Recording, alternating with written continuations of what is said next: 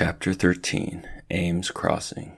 In the loveliest town of all, where the houses were white and high, and the elm trees were green and higher than the houses, where the front yards were wide and pleasant, and the back yards were bushy and worth finding about, where the streets sloped down to the stream, and the stream flowed quietly under the bridge, where the lawns ended in orchards, and the orchards ended in fields, and the fields ended in pastures, and the pastures climbed the hill and disappeared over the top toward the wonderful wide sky. In this loveliest of all towns, Stuart stopped to get a drink of sarsaparilla.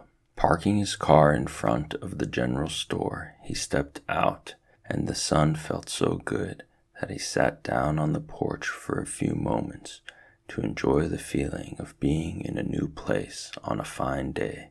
This was the most peaceful and beautiful spot he had found in all his travels. It seemed to him a place he would gladly spend the rest of his life in, if it weren't that he might get homesick for the sights of New York and for his family, Mr. and Mrs. Frederick C. Little and George, and if it weren't for the fact that something deep inside him made him want to find Margalo. After a while, the storekeeper came out to smoke a cigarette, and he joined Stuart on the front steps. He started to offer Stuart a cigarette, but when he noticed how small he was, he changed his mind. "Have you any sarsaparilla in your store?" asked Stuart. "I've got a ruinous thirst." "Certainly," said the storekeeper, "gallons of it. Sarsaparilla, root beer, birch beer, ginger ale, moxie, lemon soda, Coca-Cola, Pepsi-Cola, Dipsy-Cola, Pipsy-Cola, Popsy-Cola, and raspberry cream tonic. Anything you want." "Let me have a bottle of sarsaparilla, please," said Stuart, "and a paper cup." The storekeeper went back into the store and returned with the drink. He opened the bottle, poured some out into the cup, and set the cup down on the step below Stuart, who whipped off his cap, lay down on his stomach, and dipped up some of the cool, refreshing drink, using his cap as a dipper. "That's very refreshing," remarked Stuart. "There's nothing like a long, cool drink in the heat of the day when you're traveling." "Are you going far?" asked the storekeeper. "Perhaps very far," replied Stuart. "I'm looking for a bird named Margalo. You haven't sighted her, have you?" "Can't say I have," said the storekeeper. "What does she look like?" "Perfectly beautiful," replied Stuart, wiping the sarsaparilla off his lips with the corner of his sleeve. "She's a remarkable bird. Anybody would notice her.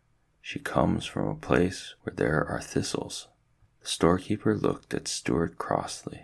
"How tall are you?" he asked. "You mean in my stocking feet?" said Stuart. "Yes, 2 inches, nothing, and a quarter," answered Stuart. "I haven't been measured recently, however. I may have shot up a bit." "You know," said the storekeeper thoughtfully, "there's somebody in this town you really ought to meet." "Who's that?" asked Stuart, yawning. "Harriet Ames," said the storekeeper. "She's just your size, maybe a trifle shorter if anything." "What's she like?" asked Stuart. "Fair, fat, and 40? "No, Harriet is young, and she is quite pretty. She is considered one of the best dressed girls in this town, too. All her clothes are tailored especially for her." "That's so," remarked Stuart. "Yes, Harriet's a quiet girl. Her people, the Ameses, are rather prominent in this town. One of her ancestors used to be the ferryman here in the Revolutionary days. He would carry anybody across the stream. He didn't care whether they were British soldiers or American soldiers, as long as they paid their fare. I guess he did pretty well. Anyway, the Ameses have always had plenty of money. They live in a big house with a lot of servants. I know Harriet would be very much interested to meet you." "That's very kind of you," replied Stuart, "but I'm not much of a society man these days. Too much on the move. I never stay long anywhere. I blow into a town and blow right out again. Here today, gone tomorrow. A will-o'-the-wisp. The highways and the byways are where you'll find me. Always looking for Margalo. Sometimes I feel that I'm quite near to her, and that she's just around the turn of the road. Other times I feel that I'll never find her, and never hear her voice again. Which reminds me, it's time I was on my way. Stuart paid for his drink, said goodbye to the storekeeper, and drove off. But Ames Crossing seemed like the finest town he had ever known, and before he reached the end of the main street, he swerved sharp left, turned off on to a dirt road, and drove down to a quiet spot on the bank of the river. That afternoon he swam and lay on his back on the mossy bank, his hands crossed under his arms, his thoughts returning to the conversation he had had with the storekeeper. "Harriet Ames," he murmured. Evening came, and Stuart still lingered by the stream. He ate a light supper of a cheese sandwich and a drink of water, and slept that night in the warm grass with the sound of the stream in his ears. In the morning the sun rose warm and bright, and Stuart slipped into the river again for an early dip. After breakfast he left his car hidden under a skunk cabbage leaf and walked up to the post office. While he was filling his fountain pen from the public inkwell, he happened to glance toward the door, and what he saw startled him so that he almost lost balance and fell into the ink. A girl about 2 inches high had entered and was crossing the floor toward the mailboxes. She wore sports clothes and walked with her head held high. In her hair was a stamen from a flower. Stuart began to tremble from excitement. "Must be the Ames girl," he said to himself, and he kept out of sight behind the inkwell as he watched her open her mailbox, which was 1/4 of an inch wide, and pull out her letters. The storekeeper had told the truth. Harriet was pretty, and of course she was the only girl Stuart had ever encountered who wasn't miles and miles taller than he was. Stuart figured that if the two of them were to walk along together, her head would come a little higher than his shoulder. The idea filled him with interest. He wanted to slide down to the floor and speak to her, but he didn't dare.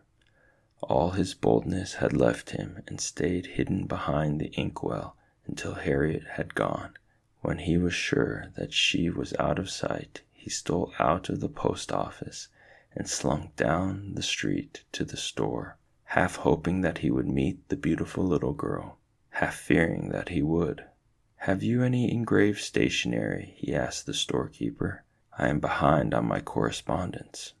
The storekeeper helped Stuart up on to the counter and found some letter paper for him. Small paper, marked with the initial L. Stuart whipped out his fountain pen and sat down against a 5-cent candy bar and began a letter to Harriet. "My dear Miss Ames," he wrote, "I am a young person of modest proportions.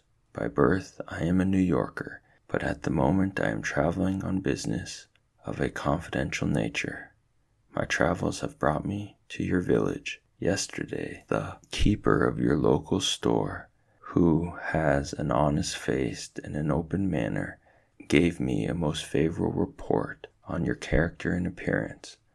At this point in the letter, Stuart's pen ran dry from the long words, and Stuart had to get the storekeeper to lower him head first into the bottle of ink so he could refill the pen. Then he went back to letter writing. "Pray forgive me, Miss Ames," continued Stuart, "for presuming to strike up an acquaintance on so slender an excuse as your physical similarity. But of course the fact is, as you yourself know, there are very few people who are only 2 inches in height. I say 2 inches. Actually, I am somewhat taller than that. My only drawback is that I look something like a mouse. I am nicely proportioned, however. I am also muscular beyond my years. Let me be perfectly blunt. My purpose in writing this brief note is to suggest that we meet. I realize that your parents may object to the suddenness and directness of my proposal, as well as to my somewhat mouse-like appearance, so I think probably it might be a good idea if you just didn't mention the matter to them. What they don't know won't hurt them. However, you probably understand more about dealing with your father and mother than I do, so I won't attempt to instruct you, but will leave everything to your good judgment. Being an outdoors person, I'm camped by the river in an attractive spot at the foot of Tracy's Lane. Would you care to go for a paddle with me in my canoe? How about tomorrow afternoon toward sundown, when the petty annoyances of the day are behind us, and the river seems to flow more quietly in the long shadow of the willows? These tranquil spring evenings are designed by special architects for the enjoyment of boatmen. I love the water, dear Miss Ames, and my canoe is like an old and trusted friend. Stuart forgot, in the excitement of writing Harriet, that he did not own a canoe. If you wish to accept my invitation, be at the river tomorrow about 5 o'clock. I shall await your arrival with all the eagerness I can muster. And now I must close this offensive letter and catch up with my affairs. Yours very truly, Stuart Little. After Stuart had sealed the letter in an envelope, he turned to the storekeeper. Where can I get a hold of a canoe? He asked. Right here, replied the storekeeper. He walked over to his souvenir counter and took down a little birch bark canoe with the words Summer Memories stamped on the side. Stuart examined it closely. Does she leak? Asked Stuart. It's a nice canoe, replied the storekeeper, bending it gently back into shape with his fingers. It'll cost you 75 cents plus a penny tax. Stuart took out his money and paid the man. Then he looked inside the canoe and noticed that there were no paddles. What about paddles? He said, making his voice sound businesslike. The storekeeper hunted around among the souvenirs, but he couldn't seem to find any paddles. So he went over to the ice cream counter and came back with 2 little cardboard spoons, the kind you use for eating ice cream on picnics. These will work out all right as paddles, he said. Stuart took the spoons, but he was disgusted with the looks of them. They may work out all right, said Stuart, but I would hate to meet an American Indian while I had one of these things in my hand. The storekeeper carried the canoe and the paddles out in front of the store and set them down in the street. He wondered what this tiny boatman would do next, but Stuart never hesitated. Taking a piece of thread from his pocket, he lashed the paddles to the thwarts, swung the canoe lightly upon his head, and walked off with it as calmly as though he were a Canadian guide. He was very proud of his ability with boats, and he liked to show off.